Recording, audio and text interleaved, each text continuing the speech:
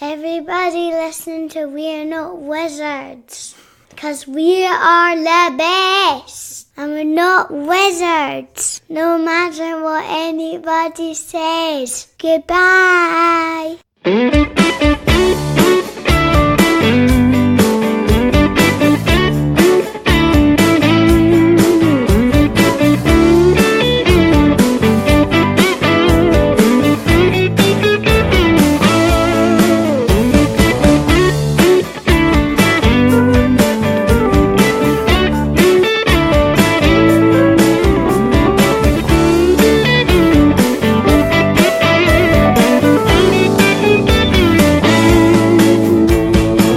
Welcome to another episode of We're Not Wizards. My name's Richard. I'll be your host for right now, pretty much. Joining me today, he's a repeat offender because he was on a little while ago. He was on with his gang and his crew, and we had a chat, and I asked this particular person if they would like to come back on and have a chat about other things that they're doing and other things that are involved in. So back from Tomb Guardians, I've got Cass Suwinski. So hello, Cass. Hello, Richard. Thanks for having me again. That's all right. That's okay. I thought we should get you back on because I wasn't 100% happy with the recording from last time, and I thought it'd be a good idea to find out we didn't really get a chance to kind of like find out a little bit about yourself as well anyway. So we want to find out a little bit more about yourself. But when we talked last time, we were talking about Velras Vampires, and that campaign went on to fund, didn't it? Yes, it funded, and it did pretty well. I was very happy with the results, and we have just ordered the manufacturing of the miniatures actually yesterday. So okay. we're moving forward, and hopefully those products will get shipped out here earlier than expected. All right. Okay. What kind of timescale are you looking at? Well, we put on the timescale for the Velras Vampires mid-October to end of October, but if everything goes well, and we'll knock on wood that everything goes well, we're hoping to be able to ship by the end of August. So roughly a month and a half early.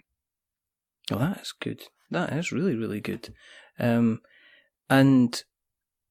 everything, as I say, everything kind of went. Everything kind of went to plan. There was a bump in kind of like the Kickstarter. It went through the funding, it funded out the other side, and which is fine, but we demand, well, the people demand to know a little bit more about your good self, because one of the things we missed out, because obviously we had Bobby on, and we had Jason on, and there was a general crowd, and there was a lot of murmuring, and there was a lot of natter, and there was a lot of laughter, but we found out kind of very, very little about kind of like your good self. And normally what we like to have when we do have people and We're Not Wizards, to have a little bit of a chat just to find out a little bit about kind of like your history, really. No, that's great. Do you want to tell us a little bit about kind of how you kind of got into the hobby, and how kind of like in the first place, and then we can chat about what where kind of Tomb Guardians kind of came from. Sure. Well, I'm a gamer, and I've gamed most of my life, going back to high school and through college, and as I became an adult, and gamed all through my adulthood, and my friends are all gamers, and I actually leaned towards the historical side of gaming, the World War II and American Civil War side. And then I had children, and I have an older son. He's 12 years old, and as he's got older, he likes the Dungeons and Dragons, and I played Dungeons and Dragons my entire life. Right, okay. So that's essentially how it started. So we have a convention here. Were you kind of like a tabletop? Were you kind of like a tabletop kind of, not role player, but were you into kind of like skirmish games and your army games and Yeah, we things like that. We play Piquet and Johnny Reb for Civil War, and tabletop board games, and of course, I do role play. I play Traveler and Dungeons and Dragons and Bushido. So, in those role playing games, I've always role played, and I still do role playing with friends online. I have a good set of friends that live in Connecticut, and we do it once a week on Sunday night. All right. But so as my sons got older, and I play, of course, computer games and the Dungeons and Dragons online, and Lord of the Rings we play online. He's got more and more interested in the fantasy side, and as he was growing older, I decided, you know what, I'm gonna start getting him introduced to role-playing games by doing the fantasy. And it was essentially started as a hobby, and I started painting up some fantasy miniatures and made up a real simple rule set, because he was at the time only 5 years old. And we as we played, the rules got more and more complicated and more intense. And then there's a local convention here in Columbus, Ohio, every year called Origins. And I've heard of Origins. Yeah. It's coming up next month. And so I started running that particular game at Origins. And as the years progressed and he got older, we got a bigger and bigger and bigger following, until last year, my son came home and bragged to my wife how many people wanted to play and how well it went over. And my wife was the flame behind the fire, and said, why don't you write your rules? Why don't you publish your rules? And I was like, I've always thought about it, and you know what, I'm going to do it. And a little encouragement from my son. So I sat down, and that's how it started. And I decided, well, you know what, I'm going to write some rules. I'm going to write the rules down. And I don't know, Richard, if you've ever written rules, but wow, it's quite a time-consuming, intense process to write a set of rules. It's not as easy as people think. I've written training manuals for a bank. So, and I've heard that that's probably easier than writing rules. Was there a particular rule set that you followed? I mean, was it a D10 kind of rule set? Was it a D6 kind of rule set? I mean, what kind of D20 rule set? I mean, what was your what was your kind of your rule set kind of based around? Was there any particular things that influenced it, or that you decided, right, my rules are not going to have this in it because I just don't like that part of the rule set? That's a good question. I really like Dungeons and Dragons as a role-playing game. But the problem with Dungeons and Dragons, and I'm sure you can attest to, that Dungeons and Dragons is very, very complicated and not an easy thing to play when you sit down with little kids or young teenagers. It's hard to explain some of the rules so they grasp all the rules. So besides the Dungeons and Dragons, I like a rule set out there called Warlord, and decided, you know what, I like some of the aspects of Warlord and their skirmish abilities of Warlord, and I like Dungeons and Dragons. So let's come up with my own set so I could do a dungeon crawl game that we could sit down and play an adventure with a group of friends in a 4 to 5 hour period, and then we can put it away and come back and pick it up later on, similar to Dungeons and Dragons, just not as complicated. And that's essentially how it started. And as the years gone on, it's essentially taken its own legs. And I've one of my best friends who lives in Switzerland, his name's Rick, is actually writing the rules and putting his twist into the rules so we can release it later this year. And we'll talk about that here a little bit more. But that's essentially how it started. So Origins, and my wife getting involved, my son getting involved, and then the process of writing the rules. My wife said, "Hey, do you have miniatures that go along with your game? And I was like, no, I Yeah. just use what's out there. I have my own. Mhm. I just use what's out there. And again, she's like, well, why don't you develop your own and design your own miniatures? And I was like, well, honey, do you know how much that cost? Exactly. And she's like, It's well, it always boils down to cost. It's the Boromir meme, isn't it? It's like one does not simply make some miniatures. Yeah, exactly. No. And I was like, it costs a lot. And she's not a gamer. I know she'll play board games and such with the family, but she's not a role player or anything in that matter. But she's like, well, if it's a dream of yours and you want to do it, why don't you do it? So I reached out to some of my friends in the industry, and they got me in touch with Fortress Miniatures, Jeff and Ben. And Jeff and Ben, I told them what I wanted to do. Got a hold of some sculptors that I wanted to sculpt for our company if I was going to do that.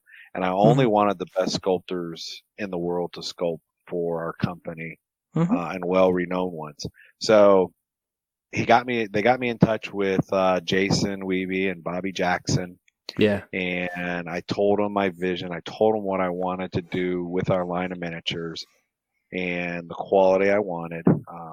As you're well aware of, Richard, and some of your audience is aware of, we only produce metal miniatures. All our miniatures are spun cast, and we offer a 5-year guarantee on all our miniatures. So if you break a miniature, all you got to do is mail it back to us, and we'll replace it for free. So speaking with Bobby and Jason, they said they were aboard and agreed to sculpt for us, and that's essentially how the process started. We did Dwarves and Monsters last December, and we just, like I said, or we talked about earlier, we just finished the Vampires and Monsters just here in at the end of in April. So since we talked last, I'm excited about this. We added another sculptor to our company, Gene Van Horn, which is another sculptor that sculpts for some of our competitors, of course, being Reaper and Wizards of the Coast. But we're excited to have Gene aboard and working with us. And when we release our Amazon female faction here soon and our Kickstarter, he actually sculpted 4 of the female Amazons. That's smart. You seem to have gone for as high a quality as possible, as opposed to kind of like getting stuff out the door as kind of quickly as possible. Was that a conscious decision? Do you think that there's a kind of a gap in the market for kind of like the more metal miniatures with a kind of a high quality kind of sculpt on them? Yeah, that's exactly. I mean, what you just said is exactly what I'm the niche I'm filling. Yes, there's some companies that produce metal miniatures. One of the largest companies, of course, we know out there. Of course, Reaper. They produce metal miniatures, but they don't concentrate on that line. And there's the gap of either you produce a lot of cheap miniatures, and when you do that, you lose the quality of the miniatures. Yes, you can buy a whole bunch of figures for a couple bucks, and you get a skeleton or you get a zombie, and it looks like a skeleton or zombie, but you lose the fine details on those miniatures. For myself, and this is just my personal preference, and what they do is they're awesome, and they do a great job at it. They're a bunch of great guys. But for my company, I decided I wanted to go a different route. I was going to offer a high detailed, high quality product that if somebody's going to buy my product, I wanted to put my name on it and say, hey, if you buy one of my dwarfs and you play with it for 3 or 4 years and by chance you knock it off the table and you break a sword, mail it back to me and I'll replace it. And I wanted to fill that niche with the metal miniatures. Nobody offers a warranty on any of their figures. But you know what? If it makes somebody happy that a miniature breaks and they send it back to me and it costs me $6 or $7 to replace a miniature, so be it. I mean, if it makes them happy and they continue buying miniatures from me, that's what it's all about. I'd rather make somebody happy and replace a $6 figure than have them all upset that they broke it. Yeah, I think, I mean, it happens. I mean, people, absolutely. It does happen to people, and I think it's kind of like a big measure of your customer service isn't necessarily how quick you get a product out the door. The customer service is often down to, and you hear these stories all the time, and I mean, I've seen posts on Facebook of people saying that, oh, I lost this from this company and I emailed them, that day, and then 3 days later I've got like a replacement part sitting in my mailbox, and they'll go ahead and tell, they'll put a post on social media to that effect. At the same time, if you're providing bad customer service, some people, they might not mention it, but also they'll maybe not play your game again, and they'll definitely make sure that they're not buying any of your products again. But I guess the board gaming space is quite interesting, is that I don't need to go onto social media to kind of moan and complain about the service that I got. I can just be at the board game group the next week, surrounded by 7 or 8 of my friends, and be telling them, all right, well, I sent an email in to get a replacement thing, and they said, well, it'd be $10 to replace it, and it'd be another $7 to ship out to me, kind of thing. That's it. I'm not playing that game again or buying any more of their products. And these kind of things have a kind of a way of kind of spreading out there, which is never going to be good.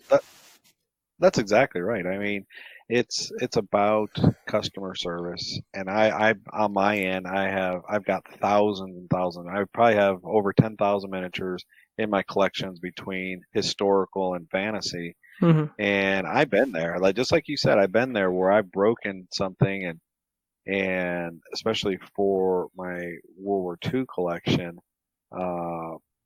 the pieces that I have that are off countries, not the primary countries like Bulgaria or Romania, and those mm-hmm. pieces, and essentially I broke some of those pieces and I wanted to get them replaced, and they're like, well, sorry, you got to pay for it. And for myself, and I'm not saying they're bad, but for myself, I'd rather give something away that makes somebody happy than argue over a couple dollars to make them upset. And like you said, they'll then sit down with their buddies and tell them, oh, I had to pay to get it fixed, and that's just not right.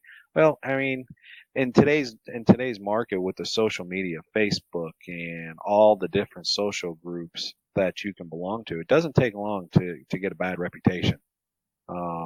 And I don't want that. I want us to be the company that people love because we take care of our customers.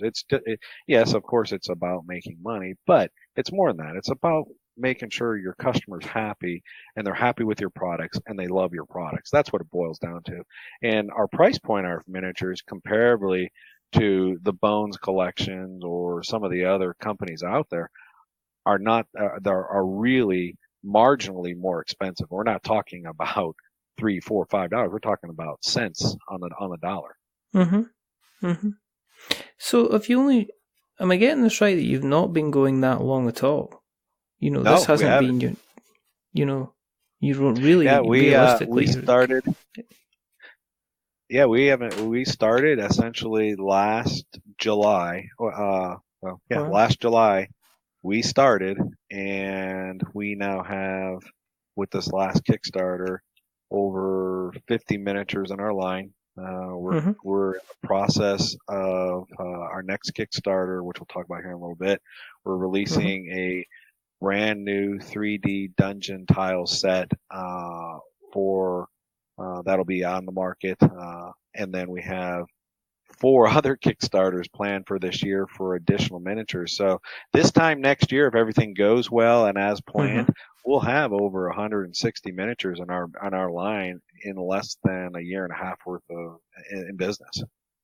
And obviously, you're getting them out the door as quickly as possible. So it's not a case that you're funding and then it's going to be a year and a half or 8 months before anybody sees anything. It sounds to me that, as soon as you're funding, you're getting everything together, and it's going to be in the customer's hands, pretty quickly. Absolutely.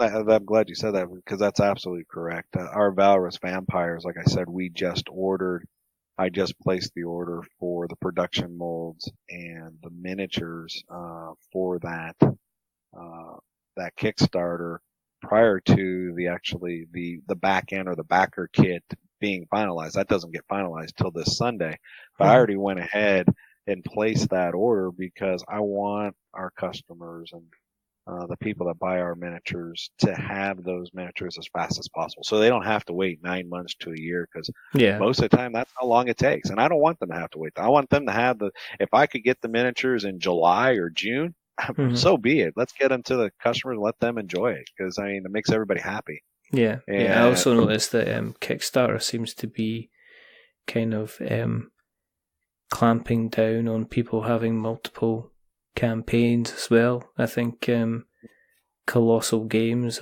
they still have, or still seem to have, several campaigns which are either they're on hold or they're suspended, I think, due to having really? I didn't know that. Yeah.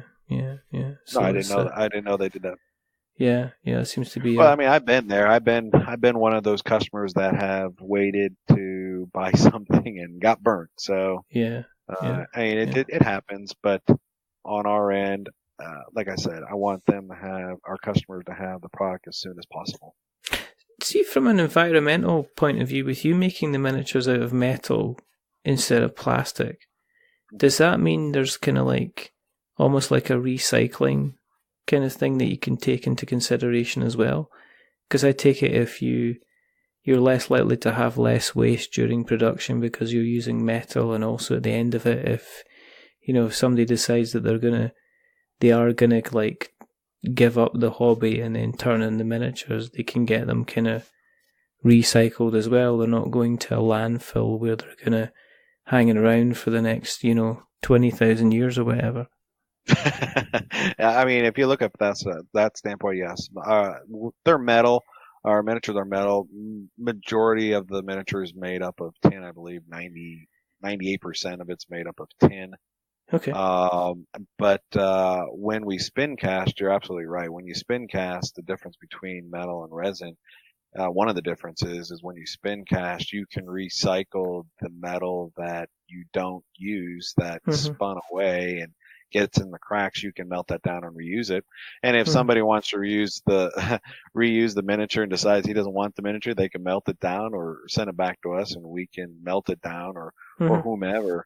Whereas if you do a resin or a plastic miniature, once you melt it down, you can't use that product a second time. So whatever goes to waste is to waste. Let's talk dungeon tiles. Absolutely. It's a natural progression. It's a natural progression to go from bringing on your own brand of kind of dungeon tiles, but it's a fairly kind of aggressive move in terms of, because a lot of companies I know kind of wait a while until they look at terrain. Was it just part of the kind of the Tomb Guardians kind of brand to make sure if people are kind of playing the game that if they're playing within the world, it's kind of like that you're trying to have the same vision throughout all, no matter kind of what they're playing? Was that the kind of the idea behind it?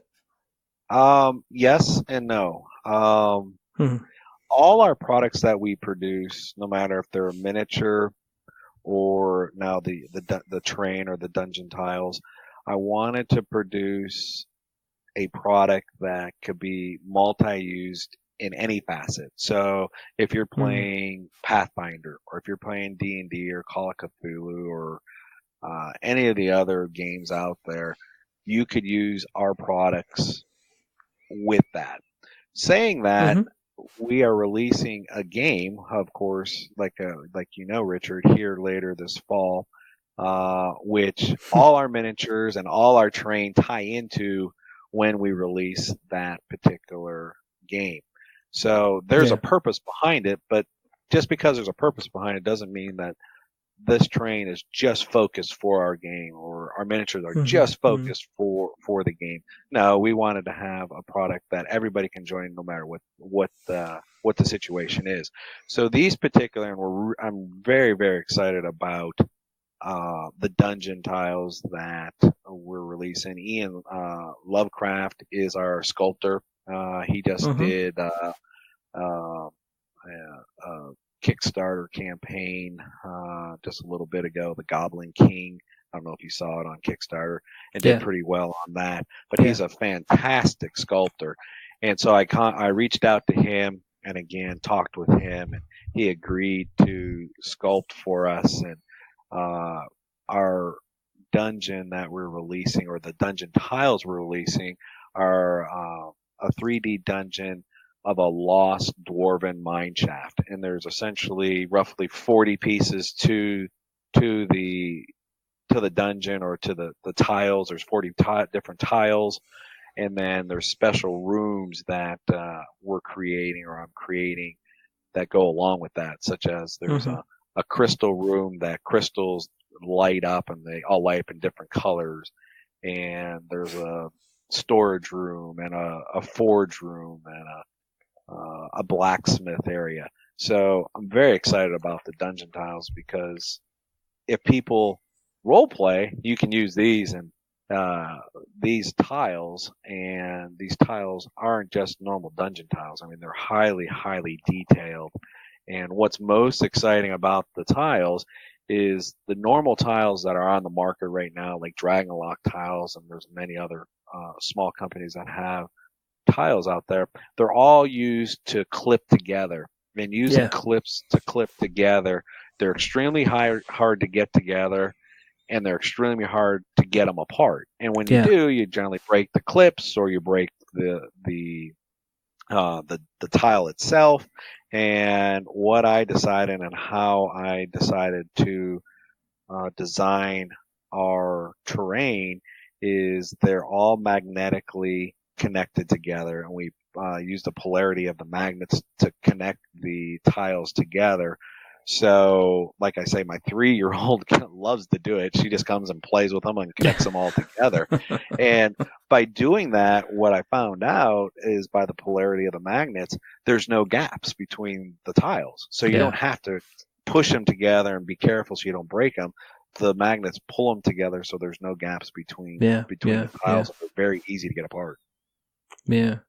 Does it mean configuring them is kind of a lot easier as well? That if you don't like a configuration, it's not a case that you have to completely stop the game for 20 minutes or whatever while you kind of take things apart and try and put them back together. You simply kind of almost like pull it out, it'll snip out quite easily, and then you can switch it around with other tiles quite easily then. Yeah, absolutely. You just pull it apart, and within seconds you can move another chamber. I mean, that's one of the things that I didn't like about some of our competitors, is that if you're trying to do a dungeon and you're doing it in a fog of war setting, so somebody doesn't know what's coming, it's hard to do that with some of the pieces that are out there, because you have to snap them all together and make sure they fit together so it looks right. With this, the magnets just pull it right together. I mean, there is no assembly. They just clip right, or they just clap together, and you move on. Which is pretty exciting. How big are the individual tiles? I mean, how many figures are you looking at being able to fit on an individual tile? Well, I did the tiles a little. The length of the tiles, I'm going to talk in inches here, are essentially generally 2 inches long or 4 inches long is the base tile in length. The width is 2.5 inches wide. So when you put two pieces wide, essentially with the walls are 5 inches wide, but there's 4 inches playing space in between the walls. If you're using a human or a dwarven figure, you could essentially put 4 figures side to side in a hallway. And I purposely did that because too many times I played many games and you can't put the bigger monsters in a hallway. I mean, you can't put an ogre or an earth elemental in a hallway because they just won't fit. Yeah. So that's why I did it the lengthwise. This, like I said, this particular dungeon,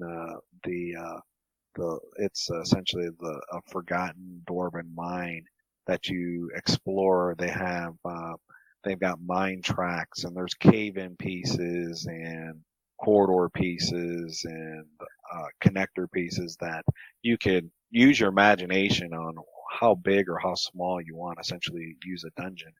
And when we release our game set, this is part of the pieces that will be used in the first release of the game for the first adventure of the game. Because this is the top.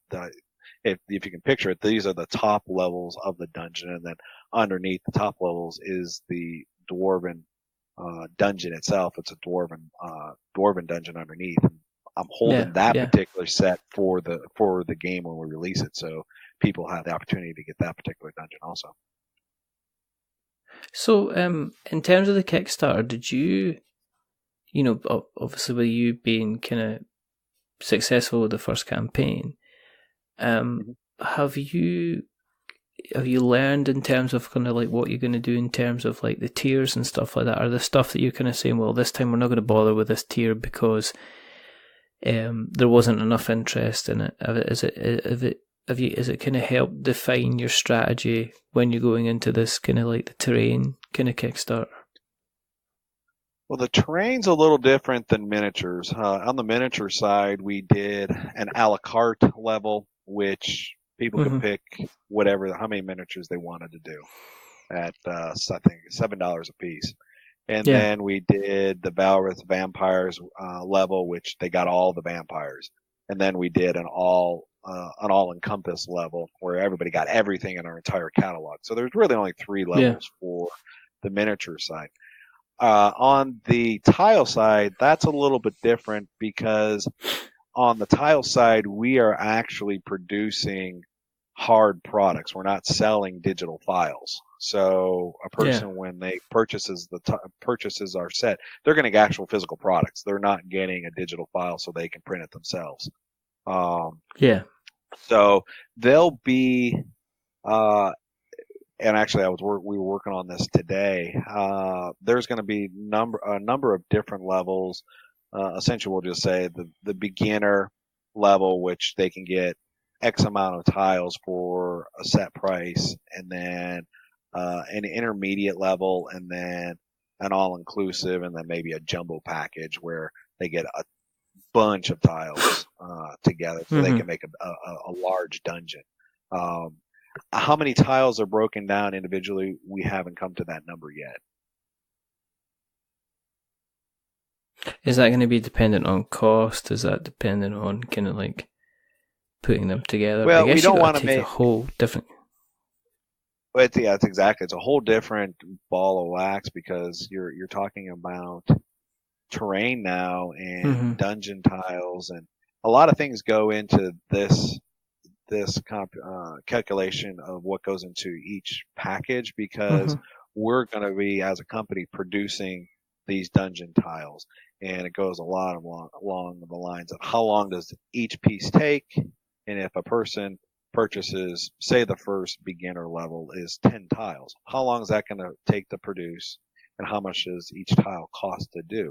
Because when a person 3D prints, like I do, we do, but when you do clips are a lot cheaper than magnets because now we're putting magnets also with the tiles. So, I don't know how many tiles there'll be in each individual set, but of course we're also conscious on how much it costs because we don't want people to look at the product and say, oh my gosh, you're going to give me 50 tiles and it's going to cost me $500.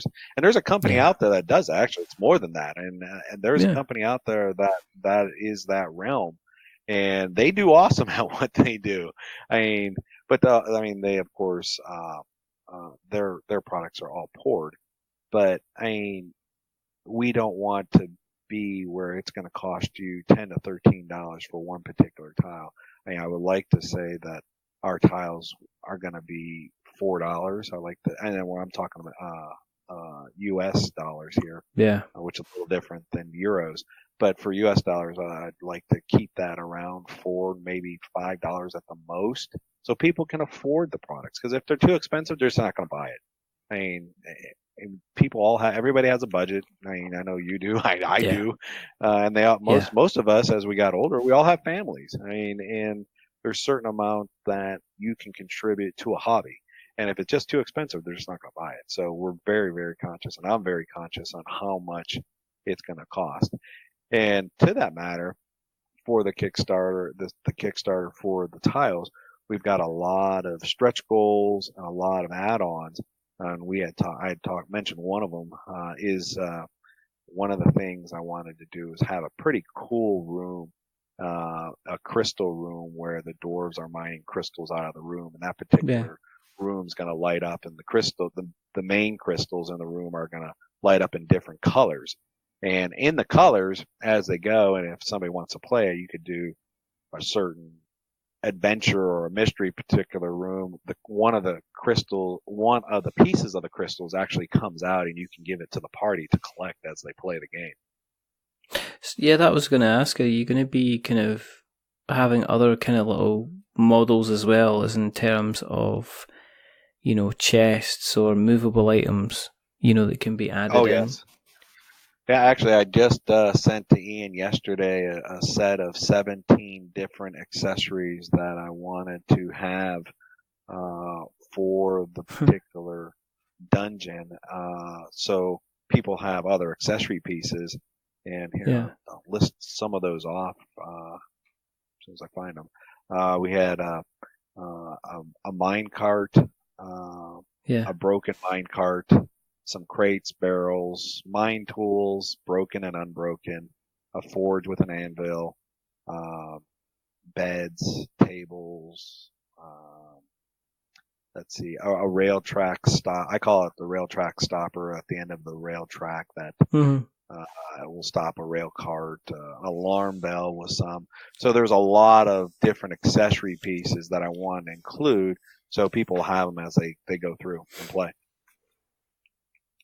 Yeah, I still kind of miss the way HeroQuest used to do kind of their little kind of tables and stuff like that. And I'm sure there's been more, well-produced kind of tables since then. But you never ever forget your first kind of sorcerer's tomb or whatever. Oh, absolutely. Absolutely. I still have all that. I have most of that stuff. Exactly. And some of those things are precious to me. And when we bring them out, I tell my son, even though he's going on 13, hey, you got to be careful with that because I don't want you to break it because I can't replace it. Exactly. It's not like they could send it back to you and you could give them a replacement kind of free of charge. Absolutely. Just singing the company song. When are you looking at launching the Kickstarter for that? I like to launch it at the beginning of June, the first or second week of June at the latest. I know it will launch before Origins, which is June 12th through the 16th. So beginning of June, I'm looking to launch that. There'll be videos posted and pictures posted. I'm starting to do that now to give some people some sneak peeks.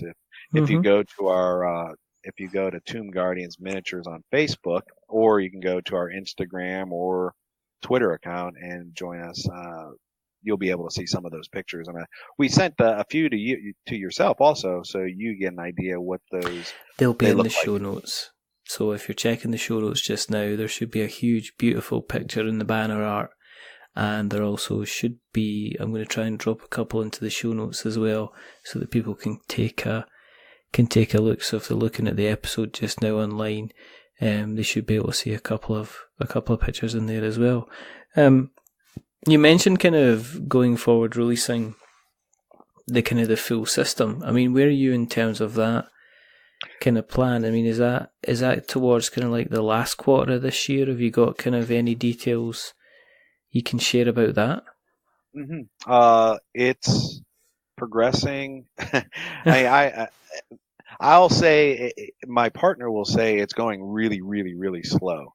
But in reality, it's actually it's going slowly. I mean, I am a person that is very much detail oriented, and Rick is even more so than I. So, it's at the point now where the rules are done. It's the graphic artist that we're working with. He's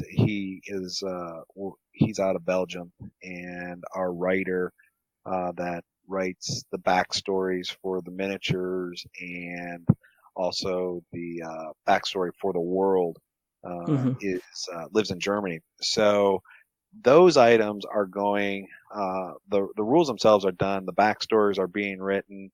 The graphic arts part of it is where we're at right now with creating the character cards, because each character has their own individual stats. So if you pick a dwarf, and there'll be, I believe we finally agreed that there's going to be 6 different dwarves that you'll be able to play in the party, and 6 of anything. It doesn't matter, dwarf. So it'll be 6 of each faction. Thoroughly disappointed there's not 7 casts, I'll be honest with you.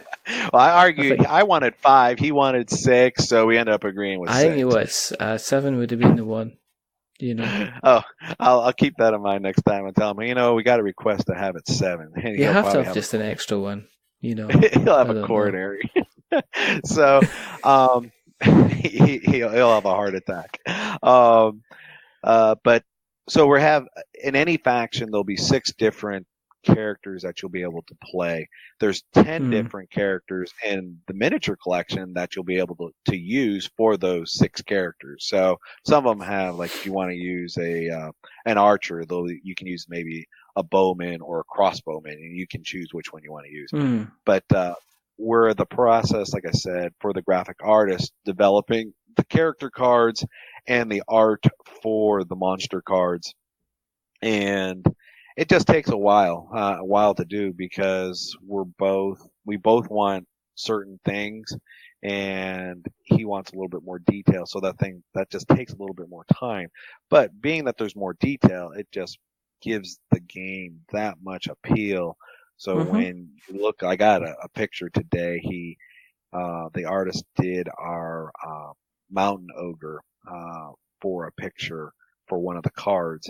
And it blew me away what he did, and I was fine with that. I was like, Rick, if you want to go with that, that's awesome. He's like, nope, I want more detail. He's got to do this and this. I was like, all right. Well, I was happy with it, but things take time. So in reality, it looks like it'll be the last quarter of this year.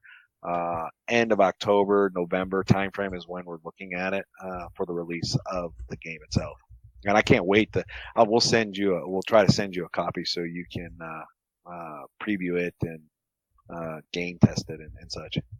Oh, absolutely. Yeah, I'd love that. That would be that'd be cool. I do like, but I'll be putting in an extra dwarf.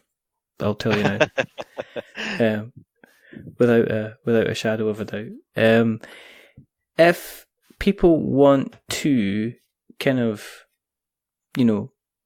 keep themselves in the loop, you've mentioned obviously you guys are kind of on Instagram. Is the best place for them to go to the Tomb Guardians kind of Facebook page and keep an eye on Instagram and jump on the Twitter? Is that the best way to kind of keep an eye on everything that's going to be happening over the next couple of months for you guys?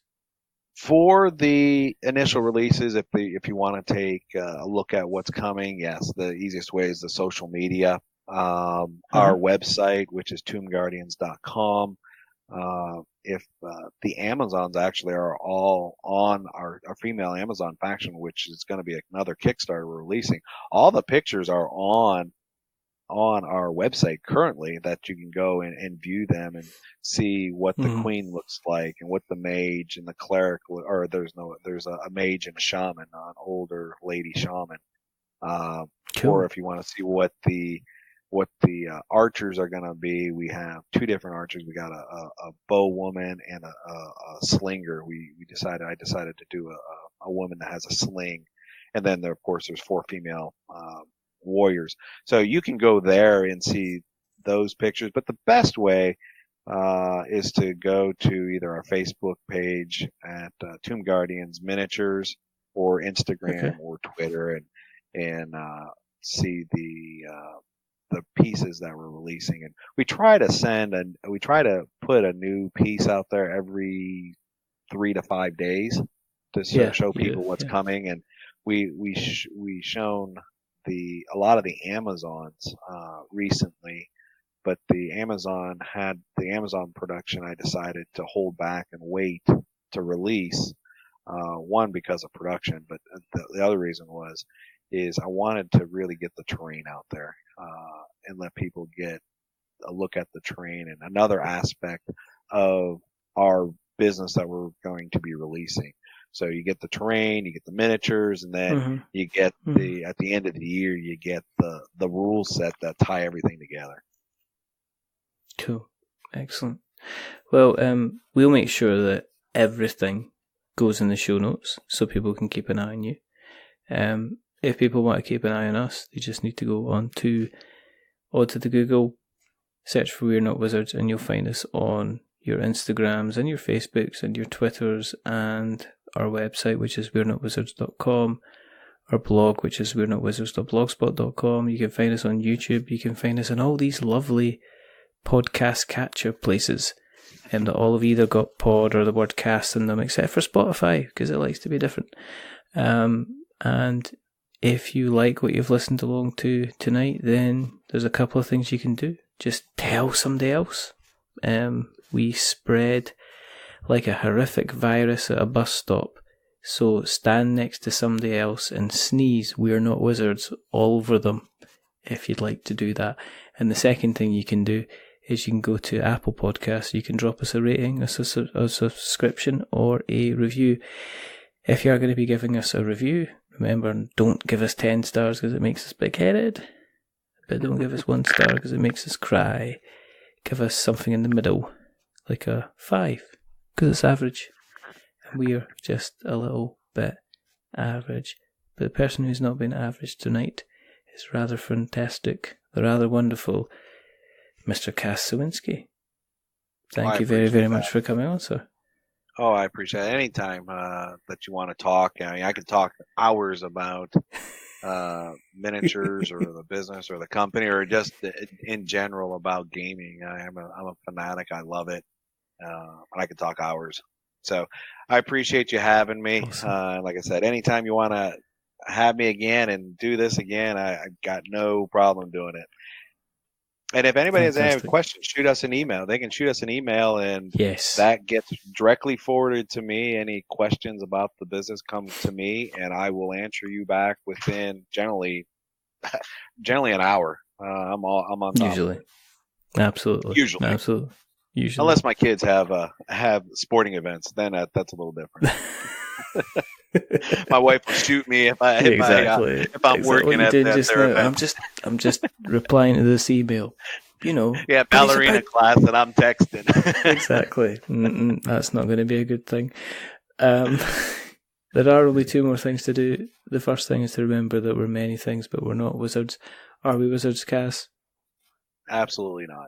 That we're the missing 7th dwarf. That's what we are. Do you know what they say? Just remember that 6 out of 7 dwarfs aren't happy. And the next thing is to say goodbye. So it's a goodbye from Cass. Say goodbye, Cass. Goodbye. Thank you again. You're very, very welcome. And it's a goodbye from me. Remember, stay safe, roll 6s, make something awful, and keep an eye out on what Tomb Guardians are going to be doing next. But until the next time, goodbye.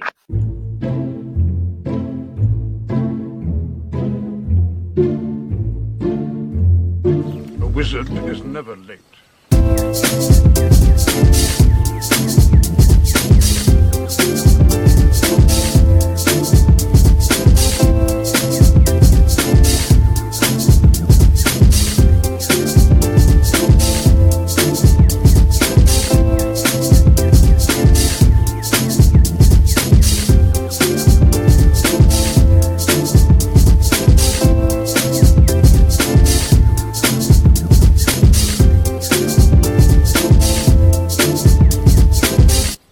is he early. He arrives precisely when he means to.